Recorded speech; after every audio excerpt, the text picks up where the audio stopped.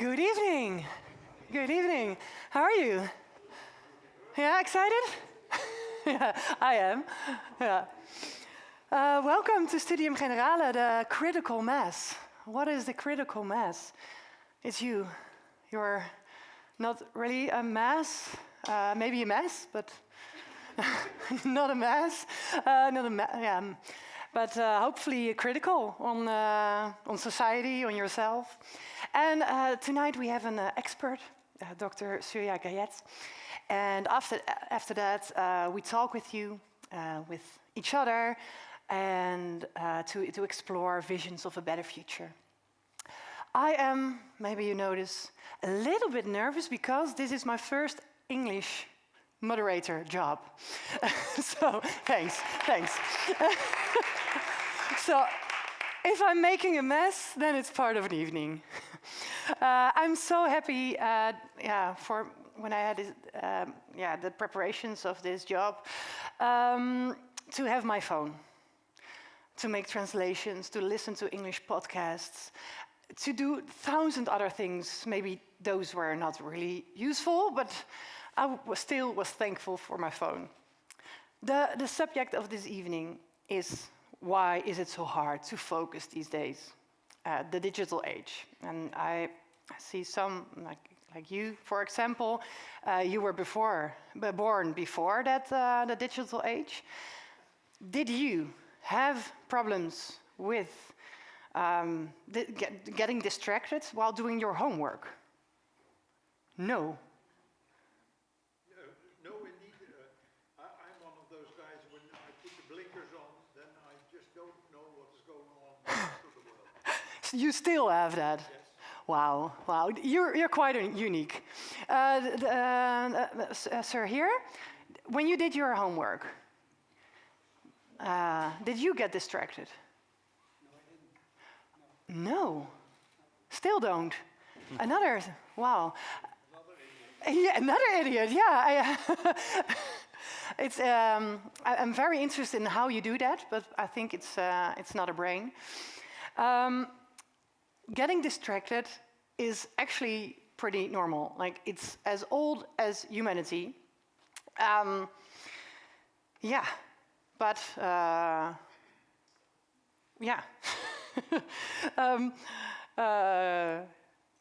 well, I tell you a bit more about myself. Sorry. My name is Femke Vernij. I grew up in Blijswijk. That's not far from here. And I went to the east to study music theater. My backup plan was to study at TU Delft. I was lucky, and I now have my theater show. I perform my own solo musical cabaret show in Dutch about ADHD in theaters across the country. Well, then you know enough about me. Focus back to the evening. So, we all recognize getting distracted, except for do more people have no issue at all with getting distracted? Yeah, you. Wow. Oh, perfect. So, do we all, except you three, have ADHD? No. Compare it to a headache. There are, maybe in this group, there are maybe 3 people who never have headaches. A lot of you probably have a headache sometimes. And a small part have headaches every single day. And that group, they have no sex anymore. Yeah. That's right. Yeah. Well, I don't have a headache every day, but I can imagine that life is super hard with that heavy, bad headaches every day. But still, when I have a small headache, a cute little one that's just over when I drink some water or go to the shadow, I still want to fix that headache. So, the same with focus. Everyone gets distracted sometimes, except you. But if... What are you... That is not what we said. No, not with the homework. Homework. Not with the homework. Okay. Oh yeah, that's right. Everyone gets distracted. But if it really bothers you, like when it gives you problems at work, at home, you didn't have homework maybe. Oh, well, I got distracted, sorry. If you have problems on your work, in the home, in relationships, then it could possibly be ADHD. So, everyone, this evening is for everyone. Those with a little, small, sometimes headache or distraction problems, and for those who experience real trouble, real problems being distracted. So I would like to do a small brain experiment. This experiment is not dangerous if you do exactly what I say. Those of you, the outside circle, like, yeah, you all, you are the big brain. Also the one over there, and the ones over there, you are the big brain. Yeah, left brain, right brain. You understand that, is it? Yeah, you are intelligent. Intelligent brain. Hi. Hi, you are the small brain. Yeah, you also have possibilities. Yeah. Yeah. Except for you. Yeah, no, you here at front. Yeah, you are the brainstem. What do you do? What do you study? Yeah, what do you study? Mechanical engineer masters. Yeah, that's super intelligent. You are the brainstem. Ja, het hersenstamhoofd. And I am the neurotransmitter. I regulate the level of stimulation. On my signal, the big brain is gonna start shouting. This table, you are gonna shout groceries to get, like bell pepper, zucchini, chocolate cake. Those tables, you both are going to shout things that you need to fix in your home. Like the skirting board, replacing light bulb, everything. Then these two tables, no, this table, yeah, you're gonna sing. Like all different songs, yeah. Like Oh Ja Lele, Ro Papa, Old MacDonald, all different songs, yeah. Then that lovely table, you are gonna scream really loud. Inappropriate sexual thoughts. Yeah. Then this table, start cursing, yeah, but original insults like kangaroo and flatfish, like yeah, things that make you happy. And those two lovely boys, you are going to shout colors, like yeah. Light blue, lip filler lilac, and erection pink, and like everything that comes up in your mind. Yeah. Now the small brain, hi, you're gonna stand up and shake everything like as so big that everyone gets ashamed. And you are gonna solve the riddle. Here it comes. The more you look for me, the less you find me. What am I? Good luck. 3, 2, 1. Scream and stand up. Yeah. Ja, goed. Heel goed. Ja. Oh ja, en jullie natuurlijk erachter. Ja, gewoon iets meeroepen. Ja, je zit er in het donker.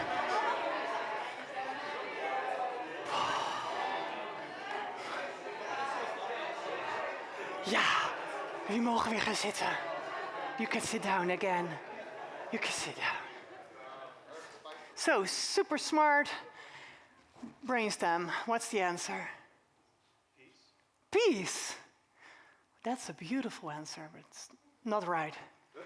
No, the answer is attention. Do you know what you all were?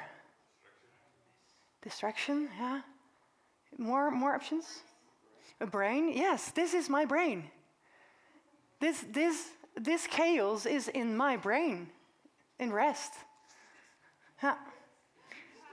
Well, I think it's time for our expert, for a real expert. Dr. Surya Gayet. He's assistant professor of experimental psychology at Utrecht University. In short, He researches and demonstrates how the brain makes sense of the world around us. Please put your hands together. Surya Gayet. Thank you. So, as we have just noticed, your brain is a battlefield with a continuously ongoing competition, a competition for very limited attentional resources. And today I hope to explain a little bit about what attention is and what this competition entails and how this has changed in the so-called digital age. Now, the world around us has loads of stimulation.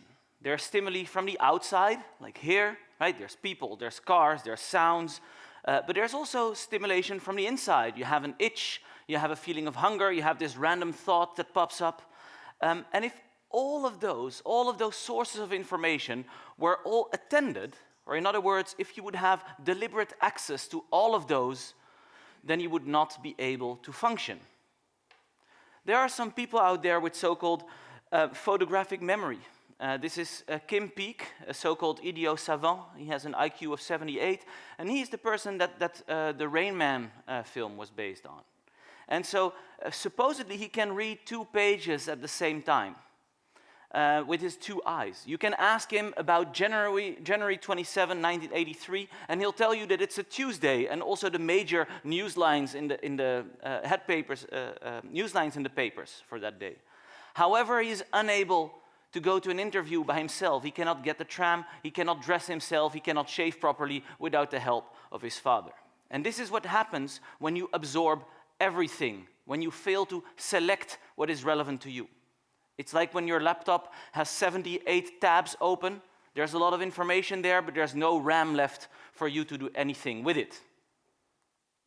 Now, we select information. That is what attention does. But selecting, prioritizing certain parts of the world also means that we're deprioritizing other parts. And because of that, something may happen in front of you and you may completely fail to notice it. And this is something that we tested in the streets of The Hague. We walked there and we asked innocent passers-by for directions back to the train station. And we had a couple of actors in there. So this is one of the actors, and she would randomly ask someone, how do I get to the train station? And while they were in a conversation, we would walk by with a large panel, and then we would swap the conversation partner. And suddenly the person is talking to a new person that he has never seen before, but at a distance of like 50 centimeters, and that person has a new voice.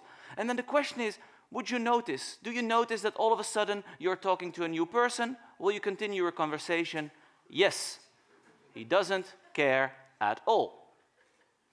So maybe we're just lucky, so we tried it again with a different person, and again we wonder, does this person notice? Will they just continue their story or not? Yes, they don't care in the slightest. Now, what's happening here, right? It seems a bit strange because someone has a different voice, they're standing right in front of you, but it's actually quite a good thing what your brain is doing there, because the actual person that is there doesn't matter to you.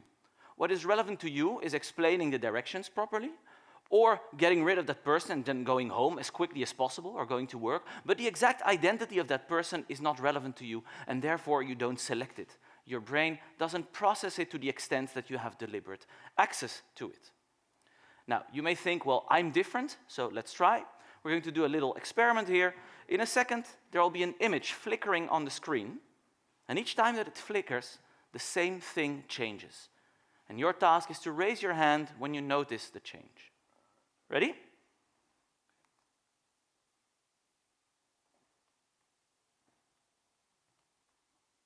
Oh, I have the first one. Couple more. Oh, slightly more.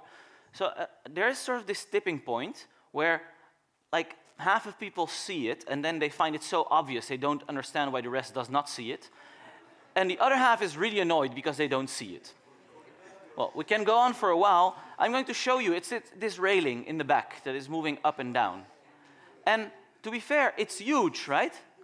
I mean, you are seeing the entire rectangular image, right? There's no black hole in the middle or anything. So you're seeing this entire picture, yet for like a minute or so, you're completely oblivious to this railing that is as wide as the entire image, in between the two faces that you've looked at like a dozen times.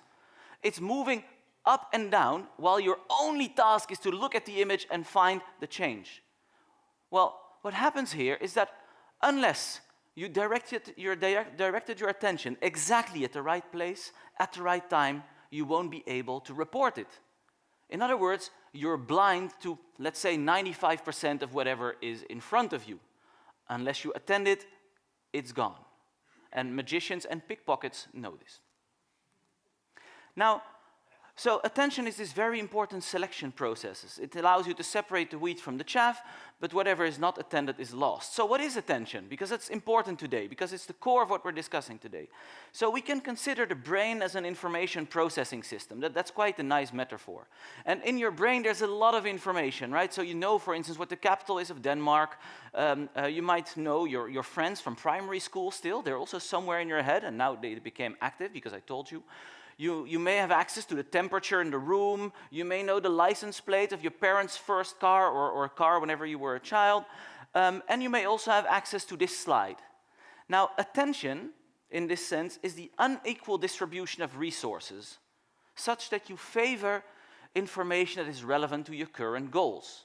And hopefully, in this case, it's not your parents' license plate, but the slide that you're looking at. It's a selection process, it's a bias, what to devote more computing power to. But another important way for today to look at attention is as a fossil fuel. Because you need attention for any kind of cognitive processes. Nearly any process, any cognition that is not fully automated requires attention. If you don't pay attention to something, it disappears in oblivion. You will never be able to report it again. It simply fades away. But the amount of attention is limited. We have a limited amount of attention. It's very limited. And also, you need to make sure that you don't deplete it before you can replenish it. Otherwise, you run out and you may encounter trouble. So a much used metaphor for attention is the spotlight of attention, right? You highlight what is relevant and you ignore, you keep in the dark what is not relevant. But then, who is steering this spotlight? Right? So there's two systems steering the spotlight. On the one hand, there's this system 1, which is unintentional, automatic, and fast. It captures your attention. This is not your deliberate choice, it just happens. And on the other hand, there's system 2, which is you deliberately directing your attention to something that you're interested in, to your task goals, to what you want to do. So let's focus on this, where you are actually paying attention to something. This is what happens when you're studying, when you're reading a book, or when the two of you are doing their homework, right? You focus on this, and the rest is gone. But you use it much more often. When you look for your keys, when you look for a friend at a festival, or when you look for chocolate milk in the supermarket, that's also attention. For instance, you attend to a certain spatial location, like the dairy shelf, or if you know what you're looking for and you have been living in the Netherlands for a long while, you know what chocolate milk looks like, right? It's sort of this yellow carton that is about this shape, size, and color.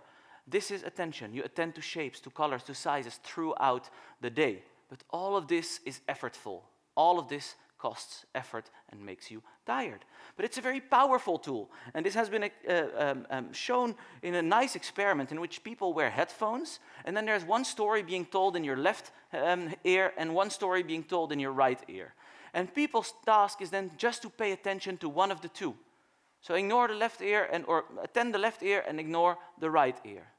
And what you see is that people are perfectly able to do this. They can report anything that was said in the left ear, and they're unable to report anything in the right ear when you have like a surprise question at the end. And that in itself is already quite nice, right? Because it's not you closing your ears or shutting down your ears or putting in earplugs. It's just software, if you will.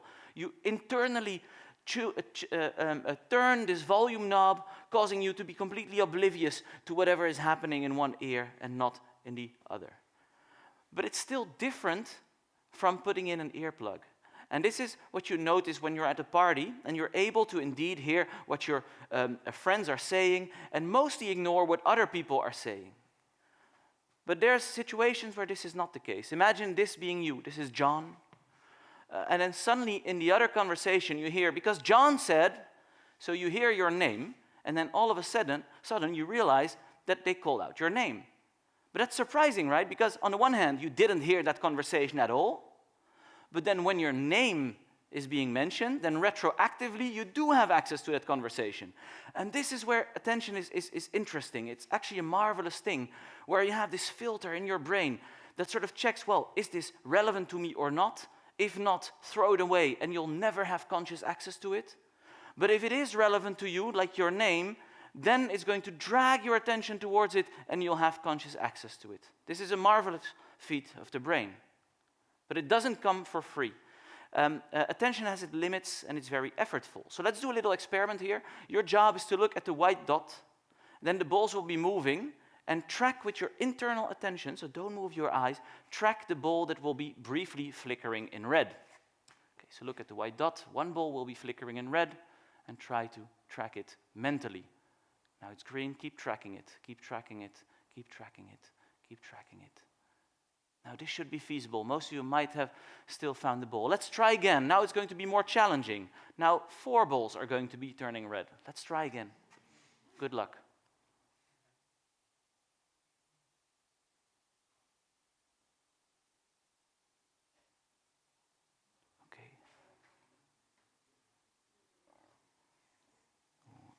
Okay, so who had 1? Who had 2? 3, correct? 4, wow. And who had 0? Yeah, it's okay, you're allowed to say that. At least you finish your homework. So, this is very effortful. I think all of you realized, although most of you were able to do it, I'm quite impressed, but you do realize this was effortful, right? I shouldn't add like 1 or 2 extra red balls there. It's going to be very difficult if I do. So you can see that it becomes very difficult, and also when you start missing one, you're very likely to miss all of them, right? I throw two balls at them, you're quite likely to drop them both.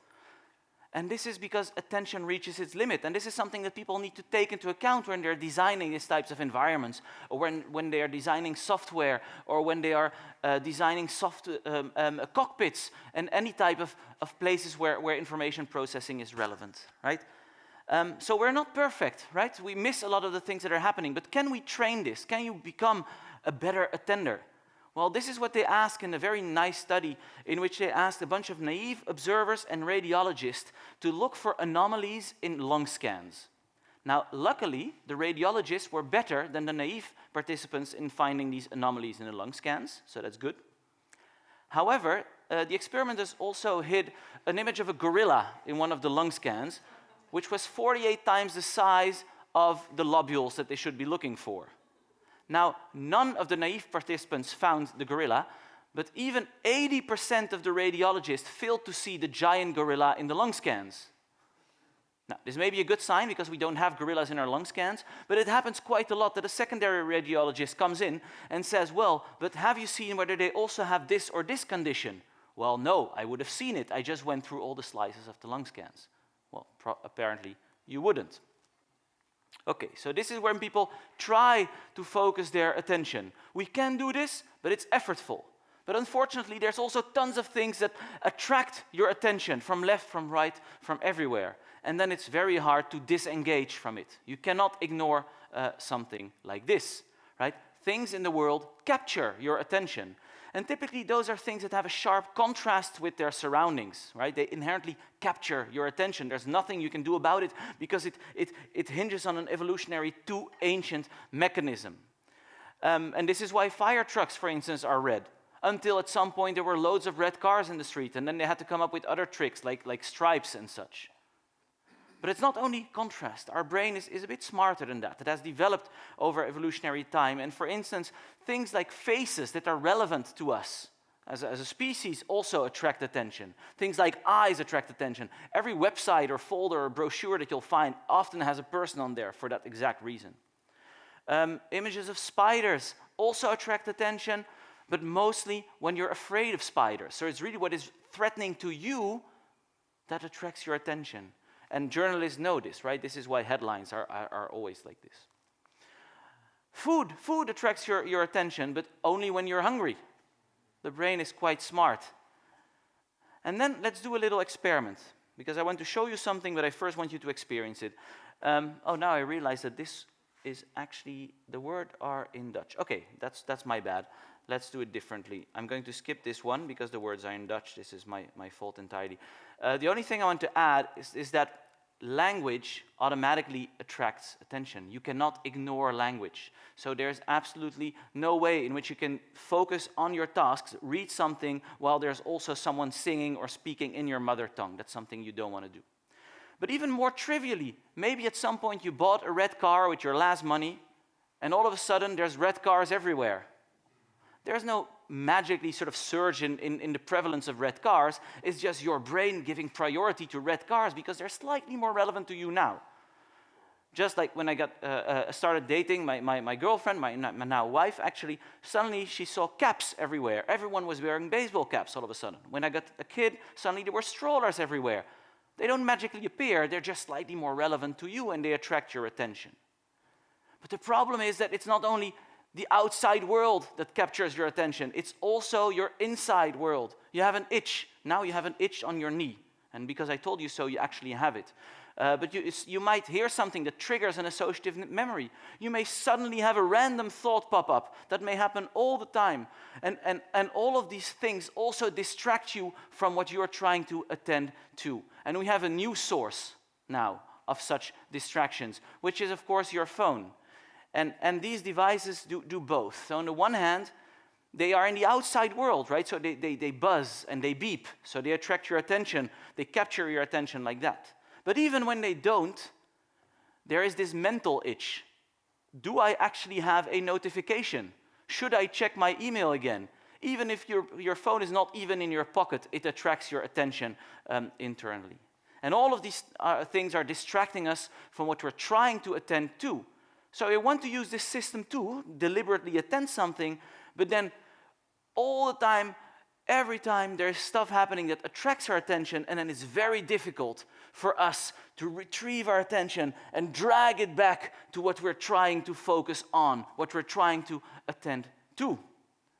And look, this wasn't too big of a problem a long time ago when you were in an environment that was not too stimulating, if you will. Right? So if, for instance, whenever there is an external stimulus that pops up and it's a tiger, you actually want your attention to be captured by that, or you're eaten up. Right? So then it was actually nice. But now there's so many things screaming for your attention that it doesn't work as well. Also, back then, maybe you want to focus on sort of the red and the blue berries, right? But now there's so many things that you need to focus on for a prolonged amount of time. You have to do your studies. That's not for 5 minutes, that's for 4 years. Right? So there's a very big difference between the time in which our brains evolved, in which these attention mechanisms developed, and the world in which we are now. We're expected to focus in an environment that is full of stimulation, a world where our attention is continuously being captured from all sides, from outside and from within, distracting us from our behavioral goals. Now, are we all doomed? Well, maybe not. So attention can also be seen as a muscle, like any other thing. This is something you can train. You can become better at attending. You can also become better at re-attending, disengaging from things that captured your attention. But there are huge individual differences. You can put me in the gym 24/7 and I will never become a bodybuilder. And the same holds for your attentional muscles. There are huge individual differences. And when you train in the gym, you also need to take breaks. You cannot stay there 24/7, right? Because otherwise you get exhausted and eventually you get injured. And the same is the case when you're continuously trying to focus in the face of other external stimulation. So you need to take a break. You need to somehow find the time for your fossil fuel to replenish. And clinicians are sort of increasingly advocating that you need some time to mind wander, right? Not only because it helps for generation of creative ideas and such, but also to allow for your attentional resources to replenish. So I want to sort of end with this question. I have a couple more slides. So are we in an attention crisis? This is something that we've heard quite a lot, right? So supposedly we read less books. We have a diminished attention span. We succumb to the short-term rewards more easily than we did beforehand. And we need every song to be 2 minutes tops and start with a very catchy chorus within the first 5 seconds. Right? And maybe if you have like a younger brother or a teenage son, they fall asleep during lectures after 10 minutes, right? But at the same time, they're also gaming for 10 hours straight without even looking away, hyper-focused, right? Maybe you have trouble finishing your book, but then you're binge-watching 10 episodes of Friends without even sleeping in the meantime, right? So whether or not we are in an attention crisis, I leave that up to you.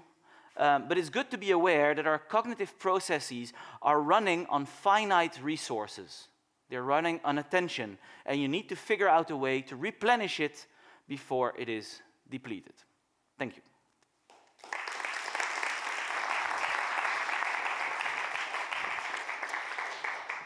Thank you, Surya, for your interesting and also entertaining explanation.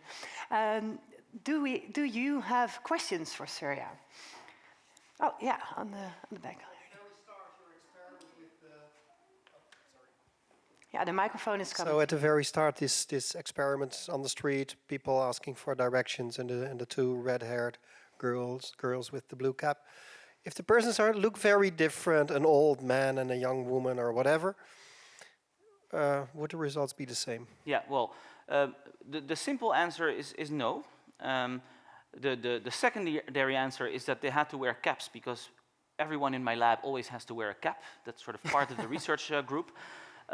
But the longer answer is that this has been done.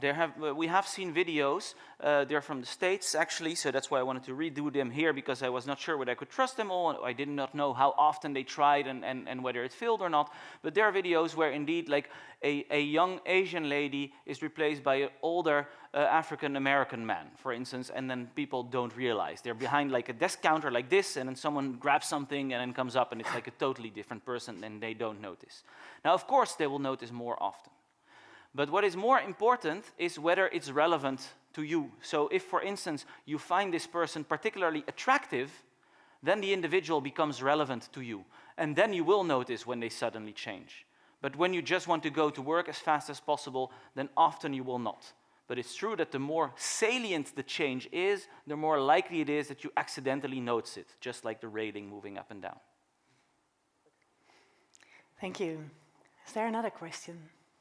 Yeah, also in the back, and then after I will come to you. Hi. You had this picture of the muscle, and you said we can also train our attention span. What do you do?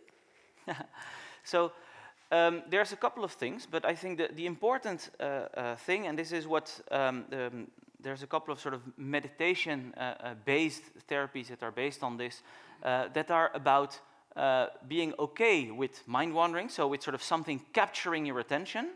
You should not try to resist that, but then train going back to where you currently are. And this is sort of one of the sort of meditation-based training programs that work a lot exactly for this. Because resisting attention being captured is not working. Attention needs to be captured by things, but then the tricky thing is to bring it back. And some specific types of meditations are exactly about this. And the second part of the story is that I am a little bit like the two gentlemen in the front, where I personally don't have too much of a hard time attending, so I'm very lucky in that respect. Yeah. But what's important also is that it's like a muscle. That means that training your arms doesn't make your legs stronger. So there are very different types of attention, and they don't generalize. So training one will not necessarily help the other. Thank you. Yeah, for you, with the red sweater. In your slide with the lung scan picture, and is that your own research or, by chance, or is it from something you... No, this was not my research. Okay. No. I wish it was, but no. Have you also considered pattern recognition being involved into it? Because radiologists are trained to recognize certain patterns. This is probably the reason why I don't notice the gorilla, but people don't know what they're looking at. Look at something they do recognize. No, absolutely. So I mean, people know what a gorilla is, so right? So they are able to recognize this. The same happens if you do this with like a machine learning approach, and they just have limited gorillas in their lung scan training data. Then they will also not be able to recognize it. We saw a lot of gorillas, but not within that context. So for us, it's really about expectations. But this is a bit similar to the sort of the story that is probably not true, but about sort of the original inhabitants of the Americas that supposedly did not see Columbus's ships arriving, despite them being so huge, just because they didn't know what to expect. They didn't know what ships were, and therefore they were blind to those. Now, although I'm not sure this is a real story, it might just be made up, but we did something very similar in the lab, where we just had people look for something very boring, like a tiny triangle that was either on the left or the right of the screen, and then they presented very briefly, and they had to find those. But what we did is we manipulated how often they were pointing upwards or downwards. So for you guys, it would be mostly downwards, for you guys, mostly upwards.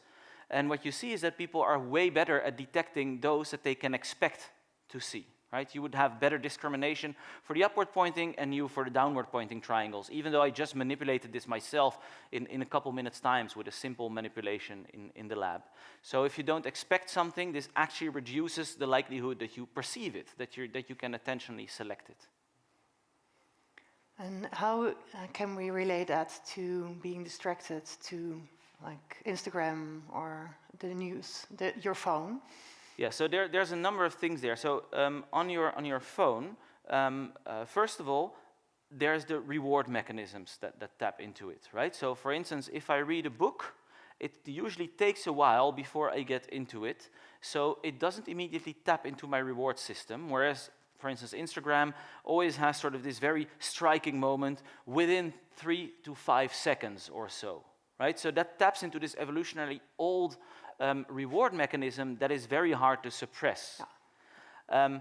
And it's good that we had this, right? Because this is also, for instance, why we get reward from sugar, because it evolved in a time where sugar was scarce, and whenever you encounter it, you have to get as much as possible, right? But now you have supermarkets. So if you still, with the same brain, go into the supermarket, and then you get all the sugar, because that's what your brain evolved to do, then it's not a very good idea. And when sort of this reward system works the same for your phone, for instance, for social likes, right? It used to be the case that you're in this social hierarchy. That's what sort of humans or Homo sapiens were known for, is that they functioned quite good within sort of social hierarchy. It was very important to them. So working towards sort of establishing or being a liked person there, searching for likes, being appreciated within the group is something that you had to continuously strive for. Right? But now, if you open your phone, you probably have like 1 million likes for every sort of picture and a half that you posted about your holidays. So now it's not a good idea anymore to sort of search for as many likes as possible, because there's plenty of them. But the brain cannot change as quickly as technology can. Yeah. Are there more questions in the audience? I think You time is the last one. Oh, sorry. You mentioned the different types of attention and that they will require different ways of training. Could you elaborate on this, maybe? Yeah. So, firstly, I'm not a clinician, so I would be very careful in sort of mentioning for all these types, like the specific training that you can do. But the different types of attention would be trying to sort of sustain your attention for as long as possible, right? So people start with 2 minutes, 3 minutes, 4 minutes, 5 minutes, and so on. The other one is try to sort of avoid increasingly strong distractions. The other one would be the one that I mentioned, when you accept distraction and then train going back to the original one. So these are the different types of attention that you can imagine being relevant sort of at a global scale. So not only for visual attention, as I showed you a couple of examples of, but more in general. Thank you. We have to continue the program, but maybe there's later a moment to ask more questions, and maybe here. Thanks a lot. A big applause for Surya. Thanks for. Before we continue to the table talks, you have a small break of 1 minute and 45 seconds, because I'm going to sing a song about ADHD.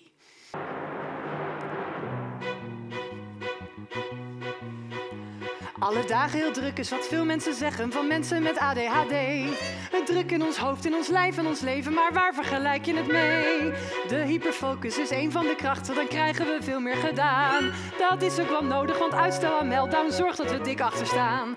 Wel gemotiveerd zijn we als wat we maken heel leuk is of ons fascineert. Het nut ervan inzien belangrijk genoeg is en snel in iets moois resulteert. Organiseren en prioriteren, dat is niet echt de sterkste kant. Maar stoppen we al onze energie daarin, dan raken we snel opgebrand. Laat ons maar vlammen op grote problemen, geef ons geen simpele taak. Want mijn Achillespees is te veel headspace, waardoor ik afgeleid raak. We friemelen frutten met ringen en pennen, we kauwen op nagels en bril. Vergeten te eten en drinken we koffie, dan werkt het voor ons als een pil. Nooit zijn je gedachten waar zij het verwachten, ideeën heb je nooit tekort. Maar slapen dat gaat niet in tijden van manie, totdat je uitgeput instort. We zijn heel gevoelig voor andermans mening, emoties, sfeer en geluid. Maar werp je je op als het luisterend oor, dan vliegt het andere oor uit. Sta voor vrienden klaar, maar vergeet wat mijn vrienden, familie en mijn achterban. Hetzelfde met spullen, ik heb alle prullen, maar niets dat ik nu vinden kan. Verandert de toonsoort, dan ben ik flexibel en zing toch een hoger couplet. Maar vergeet in het verleden heel vaak wat we deden en waar ik mijn fiets had gezet. Mijn kwaliteiten bij calamiteiten, dan kan je van mij op aan. Een risico neem ik ook als het probleem is, ik help je en handel spontaan. Depressies en angsten worden aangewakkerd omdat je je aanpassen moet. Onthoud wie je bent is wel anders maar leuker blijven, je bent kwaliteiten erkend. Kijk, je bent helemaal goed.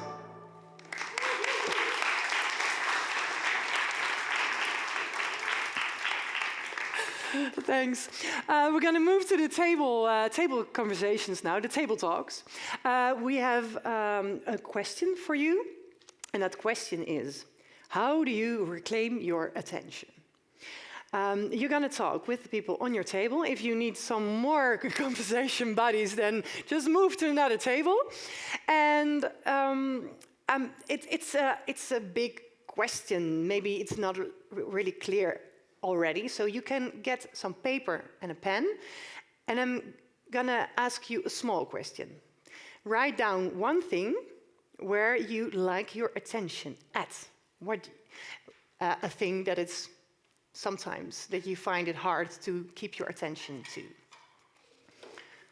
Some of you might keep it in your head, but if you like to write it down, write it down.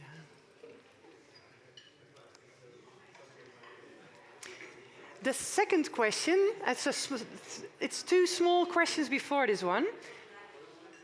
The talk is not starting yet, it's what I was writing down. The second question is, what distracts you? And then, of course, the main question, this is where you're going to talk about. So, where do you want your attention at?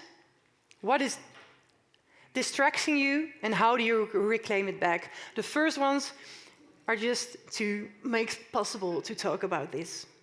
You have 15 minutes.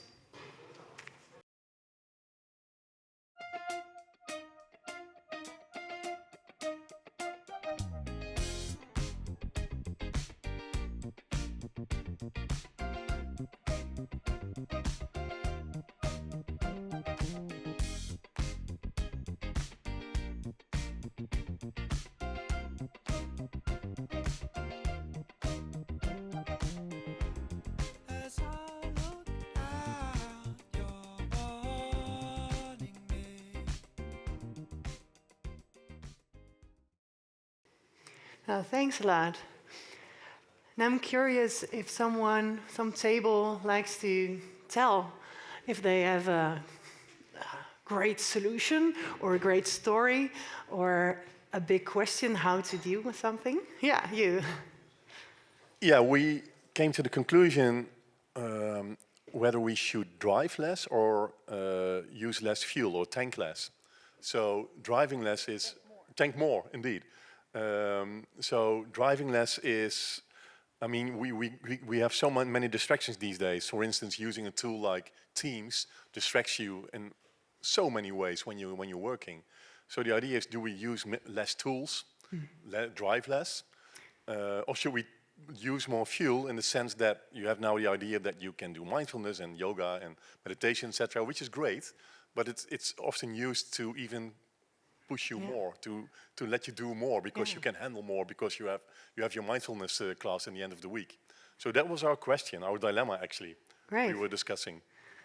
Yeah, that's a good thing. Not only how can I do all those things, but also do I have to do all those things? Yeah, a great question.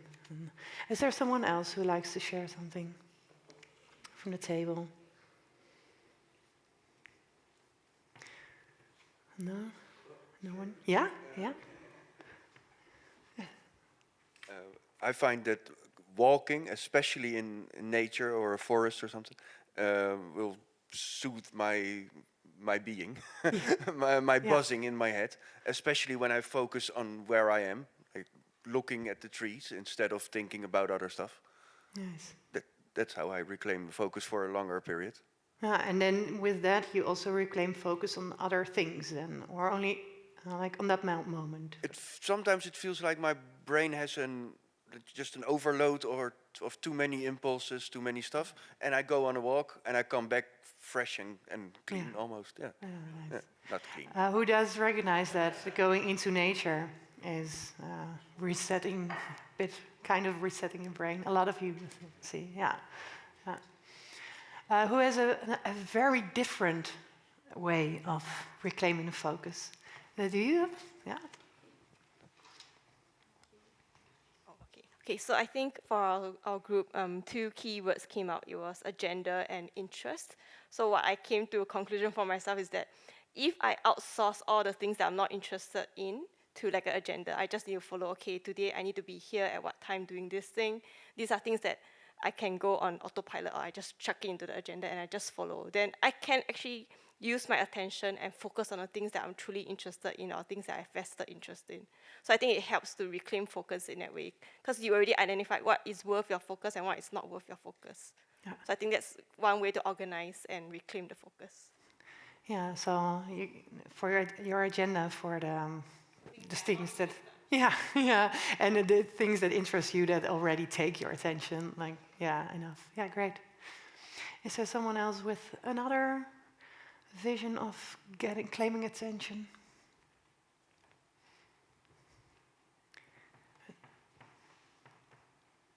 I always close the curtains and I start chewing gum. Chewing gum, wow. Fully focused. Yeah. Nice. Yeah, so great if that's easy. Yeah, but worth a try. Yeah, thanks. We're going to go to the second question. Also, this is build up. I have a question. Like, who of you has troubles with distraction of social media? Just raise your hand. Not all of you. That's great. I'm really curious how you do that. News. Checking the news. Who is distracted by that? Raise your hand. Quite, yeah. Half of you are distracted by sugar or fast food. Yeah. Is there something maybe completely different that distracts a lot of attention? Yeah. Loud noise on the street. Loud noise on the street. Yeah. Someone else? Yeah. Good music. Good music, but I think that's the distraction you want. Yes. Yeah. Yeah. Idea?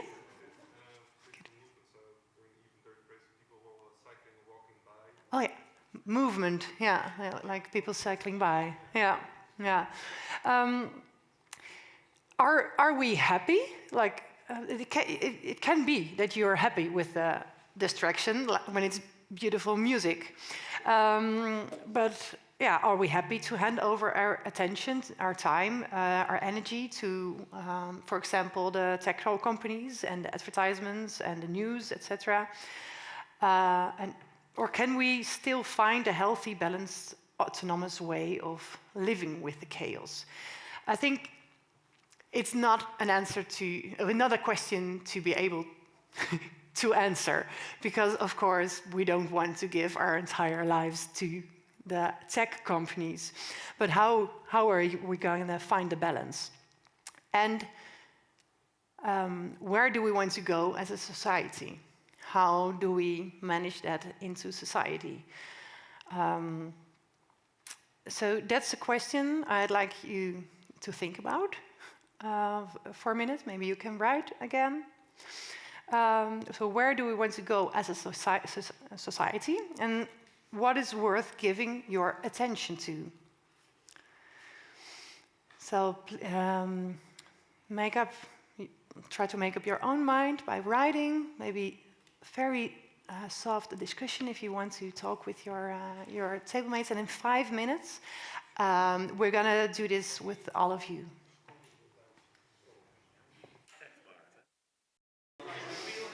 Please end your conversation.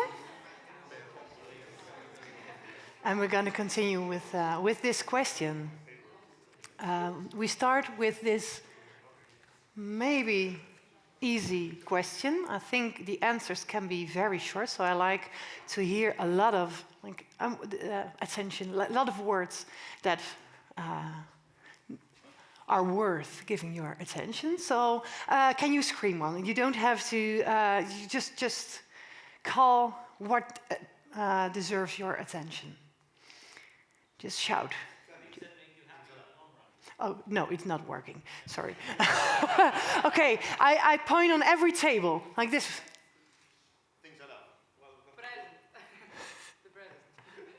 I didn't understand. The present. Oh, lovely. This table. Study. This table. Not the. This. Oh, there was the other question. Oh, no problem. How to learn without the phone. What's worth your attention? Our inner self. Your inner selves. What's yours? The direction of my attention. The direction of your attention worth giving attention. Yeah, of course. Oh, okay. No problem. No, I don't. Good music. Good one. Yeah. Personal growth and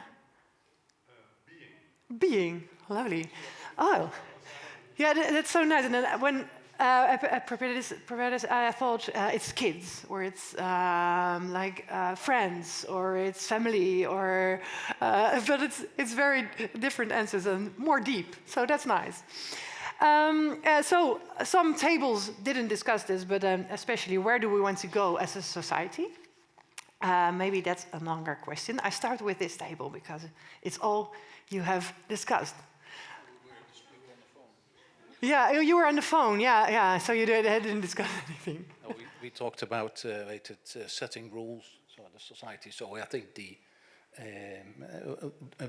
pushing back on all the freedom that we've gained. So less freedom, more rules on more rules on the on social media. Social media. Yeah. It's an interesting subject because we also don't want to have too many rules, I think, but maybe it's needed. Does someone have an opinion about this? Yeah. Thanks. Now, we were talking about this as well, that if you regulate too much, that also goes in the wrong direction. But maybe in the same way that we protect democracy and that we protect the right to have democracy, that we can also, in the future, protect the right to choose where we put our attention. And that's a more complex question than just forbidding certain things or so. Yeah. Just like democracy is also complex, that we don't forbid demonstrations by racists, for example. Yeah. You can choose more in the social media, but also have the opportunity to leave it, and that's really hard right now. Yeah. Does someone else want to talk about this? Yeah. Oh, sorry. I work in teacher education. And in many secondary schools, they started forbidding the use of mobile phones by high school pupils. And I don't know about official research, but so anecdotally, I know that many schools, teachers, and also high school students are happy about this restriction. Yeah, good. Yeah, that's a good example of a working one that's already tried and working. For this subject, it's you. And then we go further. Oh, sorry, it was her. Yeah, she was before. Yeah. Oh, okay. We'll do two. Well, we didn't have time to discuss this on with the table, but I took some notes. I think it comes to the point that we need to distinguish if certain aspects are part of the societal demands like if it's just performative or if it leads us to consume more without even having benefit on us. And basically, we just need to be more selective on what we are consuming. Does it benefit to us, or it just consumes us more in a negative way? Yeah. Yeah, because when it's useful, yeah, what's the problem? Yeah. And then I just wanted to respond to that comment because I'm a mother of a son who is in secondary school, and my son always is pissed off because even though the phones are in the locket, kids are now on their laptop and they are playing games on the laptop. So there is always a way around it. And that's also I think the challenge with all this technology. What do you allow? What can you not allow? When do the kids and especially the youngsters themselves understand what they are doing to themselves? Yeah, to understand what's the impact. But we all know what's the impact, and still we do it, so it's so hard. And in Australia, of course, it's forbidden for kids, but they go around it and they find ways, and it's nothing really changed. So, yeah, it's very difficult how to do that. Yeah, does someone else have another way of looking to this subject? I think we are missing a point, and I believe that people do like stay on social media a lot if if they don't have anything else to do. Yeah. Like children maybe have a lot of time free and they don't have anything else to do and they just stay on social media. So giving them something else to do, like sports, art, something like that, that could really, really help. Something else that's not like that they don't feel as an oppression, like homework. Something else that they could just like do because they like it, and they would search for it, even if because they actually like it, and they would not search for social media. So like giving an alternative in their free time, a better alternative for them in their free time. So like maybe they would, if you stop them from using social media, then you wouldn't have the results that you actually search for. Yeah, then they find something to do, of course, and if it's not playing soccer with friends, then they find the laptop, like you say. Goes to you.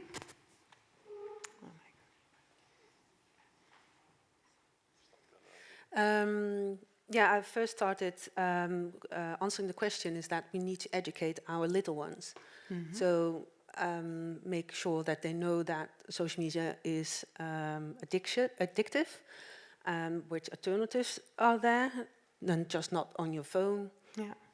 So this is what I started saying. Yeah.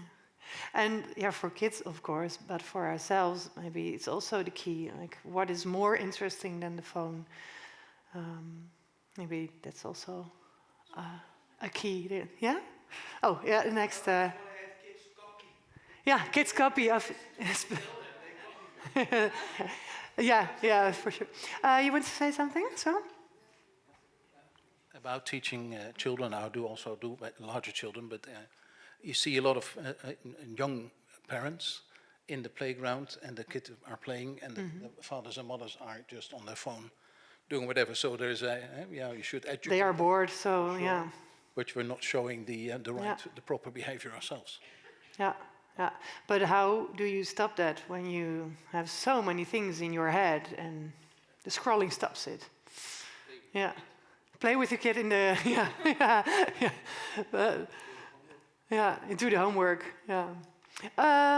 One last question, not really a question. An answer. The answer of it all. Yeah. No, just to add to that, I think it's important to start seeing social media addiction as an addiction and turn it into a healthcare problem and not a societal problem, because it is not something we can fix, but it might be something we can treat. Yes, don't go to the playground with your kid and spend all day on your phone instead of playing with your kids.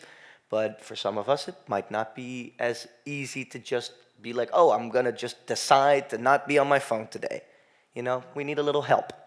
So yeah, look out for each other and treat this as something that might be closer to a disease than a choice sometimes. I think that's... Yeah, to make it even, yeah. It is a serious problem. It is, and it has great sides, but also dangerous sides. I want to thank you all for your attention. Yeah. I was wondering if you made this test. Yes. Who made this test? Like, okay, many of you. Who is a focus unicorn? Yeah, the best one. Great. Yeah. Who's balanced but tempts? Yeah. And who's a brain goldfish? Oh, yeah. Nice. I hadn't seen the test until you were all talking. I thought, oh, what is this paper? I didn't have my phone, so I could see things lying down there. That's great. Hmm? Sorry. You noticed the flaw in the questionnaire. Yeah. What was it? I saw. It's possible to make 6 points, but the category starts from 7. Oh, I saw something else that I questioned, but yeah, we'll talk about it later.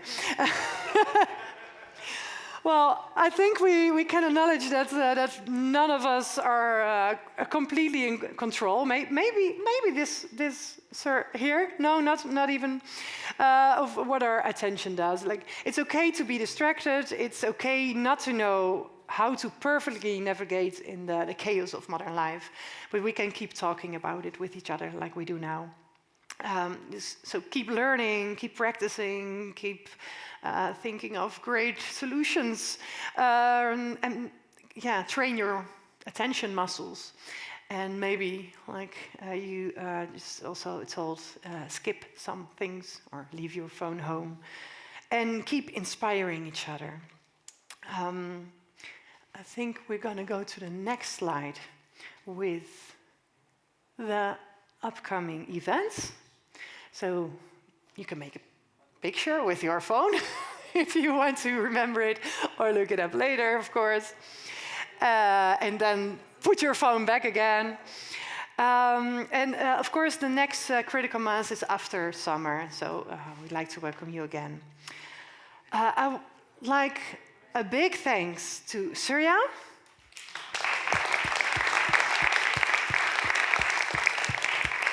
Also, a big thank to the theater, Theater de Vesten. And the organization of Studium Generale. And thank you. I'm Femke. Yeah, I started a bit nervous, but I stumbled through, and maybe I invented some new English words. But I was very happy to share this with you, and thank you.